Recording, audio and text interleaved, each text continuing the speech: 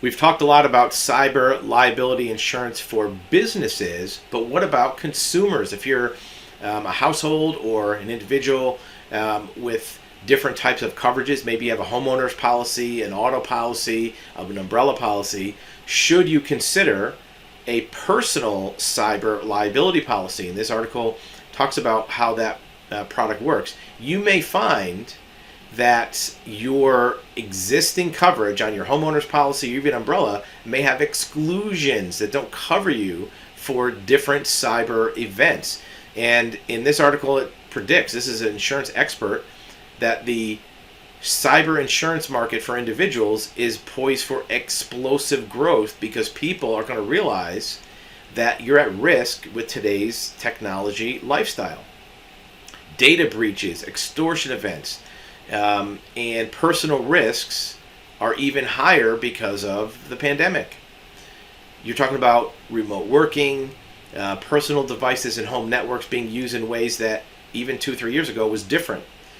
Personal lines insurance agents don't necessarily have the experience seeing these types of exposures.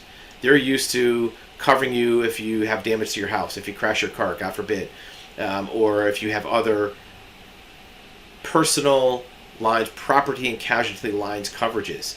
Standalone personal insurance might be a way to plug those gaps in your coverages. Look, if you read your homeowner's policy or your auto policy, you're going to find that there's exclusions for many of the things that are cyber or technology losses. And if you work from home, or even if you don't, you're going to be very reliant on your personal devices. You're going to do your banking. You're going to do even paying taxes. You're going to do medical appointments, all on your personal devices. Look, we have many businesses that we monitor, and the traffic sources to websites is 70 or 80% mobile devices versus desktop. So that mobile device is going to have a lot less protection from hacking, ransomware, cyber attacks than a desktop device, because you're on different networks. You may be on a Wi-Fi at the coffee shop. You may be on cell network, 4G, 5G. And until recently, personal cyber liability insurance was only really looked at by high net worth or private client type customers. But if it's good for them, it could be good for anybody. You can get a standalone personal cyber liability insurance. In this case, we're talking about a policy for about $500. It's not just about the insurance, though. Having a good relationship with the carrier will be important as well, because they're going to help you avoid the loss in the first place so that you don't even have to use that policy. Preventing a claim in the first place is important as having the policy. Just like you have a fire policy on your house, but that doesn't mean that you put your house at risk from burning down. You have smoke detectors, you have proper electrical installation, you do things to keep that risk from happening. You have an auto policy to protect you in case you crash your car. Doesn't mean you drive like a maniac. You do things that are well positioned to keep you from having a claim. A good insurance agent or broker or property and casualty advisor will keep you from having to use that policy, because they will give you some suggestions about how to prevent the loss from happening. Here's the reason why.